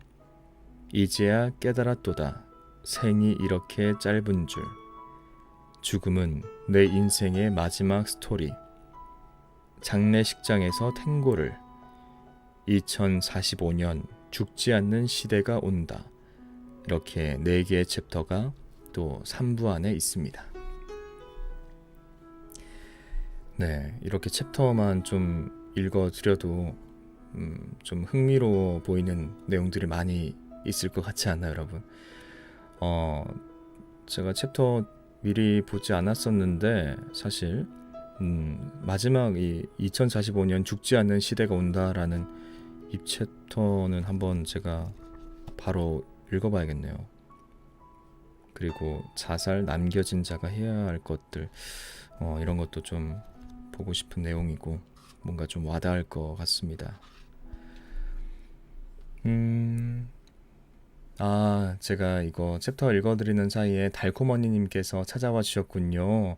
어서 오시고요, 달콤언니님. 네, 안녕하세요. 힝 많이 늦었어요이라고 네, 이렇게 늦게라도 인사해 주시러 와주심에 진심으로 감사합니다. 달콤언니님. 네. 아, 네. 강현님이 잘못 부르셨었군요. 닉네임을. 은혜님이 저도 드라마랑 미드를 통해 요즘은 뉴스만 봐도 뭐라고. 맞아요. 요즘 뉴스만 봐도 그리고 뭐 그런 뭐 궁금한 이야기 Y라든가 뭐 그것이 알고 싶다 기타 이런 살인 사건 혹은 어떤 강력 범죄를 다룬 그런 내용들을 보면은 요즘 많이 익숙하게 느껴지는 그런 내용들이죠. 진짜로요. 네, 강현님께서 다른 챕터도 재미있을 것 같아요라고. 네. 네, 그래서 언제나 그렇듯이 제가 영상의 설명란에 네, 우리 책을 제공해주신 21세기 북스 홈페이지와 그리고 오늘 읽었던 나는 매주 시체를 보러 간다 이 책의 도서 구매 링크 인터파크와 교보문고 달아놓았으니까요. 네, 관심 있으신 분들은 구매까지 이어지면 좋겠습니다. 그리고 비앙코님께서 안녕하세요. 늦었지만 인사하러 왔어요이라고. 그러시군요. 비앙코님 감사합니다. 네, 이렇게 늦게지만 인사 이렇게 일부러 해주시기 위해서 들어와 주심에 진심으로 감사합니다. 나중에 제가 오늘 읽은 내용 업로드 할 테니까요. 또 나중에 한번 들어주세요. 진심으로 감사합니다. 비앙코님. 네. 오늘 내용 그래도 좀 많이 생각보다 길어서 많은 내용들 좀 이렇게 읽어 드릴 수 있어서 좋았던 것 같고요. 저는 오늘 화요일 방송 마치고는 이번 주에 한 번 더 평일에 방송은 제가 어려울 것 같고 네, 토요일에 방송 켜서 또 자음과 모음 출판사에서 주신 책 한 권 들고 오도록 하겠습니다. 그리고 제가 지난번 방송 통해서 요즘 유튜브 업로드 속도가 너무 느려져가지고 한 4시 넘어서 업로드가 되기 때문에 좀 죄송하다 말씀드리고 있는데 또 지난번에 주말 거 업로드를 해보니까 또 예전만큼 좀 빨라졌더라고요. 그래서 괜찮아졌는지 오늘도 업로드를 해봐야 알겠지만 다시 좀 빨라져서 다행인 것 같습니다. 일단은요. 그래서 제가 보통 이거 업로드 완료되면은 평소처럼 진행이 된다면은 2시 조금 전에 업로드가 되니까 여러분 그렇게 알고 계시고요. 네. 그리고 가끔씩 제가 책 읽기 시작 그 시간 부분 못 달 때가 있는데 그때 대신 달아주시는 분들 이렇게 있으신데 감사하다는 말씀 또 이 자리 빌어서 드리고 싶습니다. 네. 은주님이 자음과 모음 상 줘야겠어요. 네, 자음과 모음 출판사 그리고 21세기 북스 출판사 네, 두 출판사 분들께 진심으로 네, 감사드려야죠. 진짜 상을 드리고 싶고 너무너무 감사하다는 말씀 항상 드리고 싶은데 이렇게 흥미롭고 좋은 책들만 저에게 제공해 주시니까 또 그분들께서도 그냥 무조건 책을 주시는 게 아니고 제가 좋아할 법한 제 어떤 채널과 우리 시청자분들이 좋아할 법한 책을 되게 많이 고민하셔가지고 저에게 보내주시거든요. 그래서 너무나 감사한 마음이죠. 두 출판사가 없었으면은 제가 이렇게 매주 여러분들께 이렇게 인사드리지 못하고 있었겠죠. 요즘 보니까 저뿐만이 아니라 다른 북튜버 분들도 이제 허락받지 않은 도서 같은 것들 다 내리셨다고 또 얘기가 쓰여져 있더라고요. 그래서 저도 이렇게 빨리 결정하고 이미 이렇게 한 지가 저는 좀 됐잖아요. 허락받은 도서만 읽기로 한 거. 그래서 그렇게 결정했던 게 처음에는 약간 너무 내가 질에 겁먹은 건가? 너무 좀 굳이 내가 너무 스스로를 좀 옥죄는 건가? 제한하는 건가? 이런 생각이 들었지만 요즘 돌아가는 상황을 보니까 더 이상 허락받지 않은 도서를 읽는 것 자체가 모든 북튜버 분들에게 가능하지 않은 상황이 됐고요. 그래서 이렇게 두 곳 출판사에서 정기적으로 책을 받을 수 있는 것 자체가 아주 큰 행운이고 정말 엄청난 복인 것 같습니다. 네, 진심으로 감사합니다. 자음과 모음 그리고 21세기 북스 우리 관계자분들 진심으로 감사드립니다. 나중에 보실지 모르겠지만요. 제가 이렇게 얘기한 거. 네. 네, 강현님께서 21세기와 자음과 모음 출판사는 완전히 머리에 입력됐어요라고. 네, 그러시면서 그러게요, 다행이에요라고. 네, 진짜 다행이죠. 그런 계기가 없었으면은 한편으로는 그때 뭐 여러 가지 이제 저작권 문제 때문에 좀 힘든 시기가 있었지만 그 덕분에 이렇게 협약을 맺게 됐으니까요. 다행이죠. 은주님께서는 어쩌면 빨리 하신 게 다행이네요라고. 그러니까요. 정말 다행이고 그때 먼저 그렇게 제가 다른 채널에 비해서 먼저 그렇게 된 게 그렇게 상황을 이끌어 갈 수밖에 없게 된 게 진짜 오히려 좋았던 것 같습니다. 역시 인생은 세옹지마라고 좋은 게 좋은 게 아니고 나쁜 게 나쁜 게 아니고 당시에는 사실 안 좋은 건가 이런 생각도 들기도 했지만 결국에 지금 와서 보니까 더 좋은 선택이었다는 게 확실히 느껴지는 거죠. 네, 달콤언니님이 오늘도 달달한 목소리 듣고 꿀잠 잘게요 라고 하시면서 지금 맞아요. 정말 다양한 책들을 잘 선정해 주시는 것 같아서 너무 감사해요. 이번 휴가 갔을 때 비행기에서 구독자 선물 받은 거 완독했는데 시간 가는 줄 몰랐어요. 다 키누스님 덕분이라고. 네, 그래서 맞아요. 제가 또 21세기 북스 통해서 구독자 이벤트도 진행을 했었고 계속 한다고 말씀드렸는데 제가 7월 달에 방송을 좀 쉬면서 7월 도서를 아직 다 읽지는 못했어요. 주신 4권의 책 중에 오늘 21세기 북스에서 주신 4권의 책 중에 이게 3번째 책이거든요. 그래서 아직도 한 권이 더 남아 있어가지고 제가 그 이벤트를 진행하지 못했는데 뭐 일단 시기가 좀 10일 이렇게 이미 지나가고 있으니까 일단은 제가 봤을 때는 7, 8월 함께 묶어서 진행하는 게 낫지 않을까 이런 생각 듭니다. 제가 개인적으로 책을 빨리 소화하지 못해서 구독자 이벤트 매달 진행하지 못하게 된 점 또 사과드리고 여러분 하지만 7월 이벤트 때 유튜브 쪽에 커뮤니티에 투표 기능도 있거든요.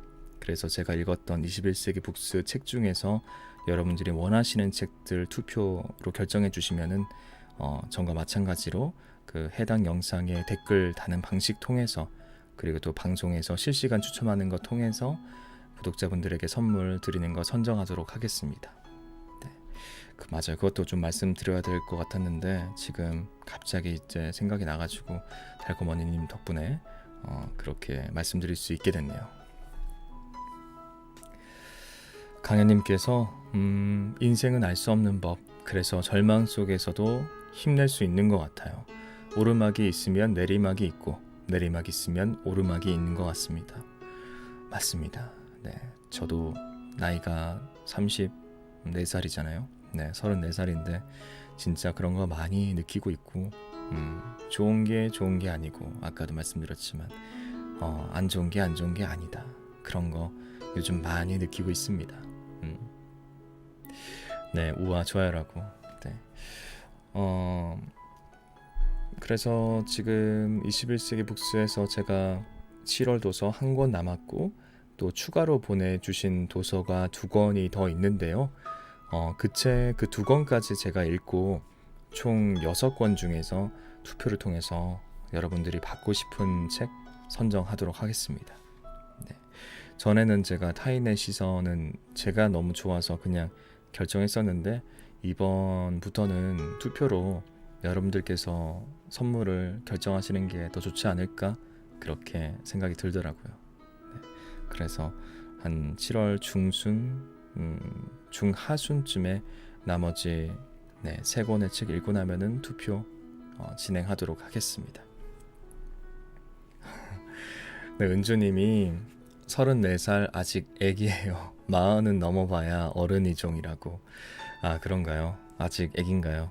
알겠습니다. 네, 응애 하겠습니다. 그렇다면 워낙 저희 시청자분들 중에 저보다 누님이신 분들 많으셔가지고 맞아요. 제가 함부로 나이 얘기할 수 없어요. 함부로 인생에 대해서 제가 논할 수 없어요. 맞아요. 저도 그래서 얘기하면서 좀 조심스러운 측면이 있습니다.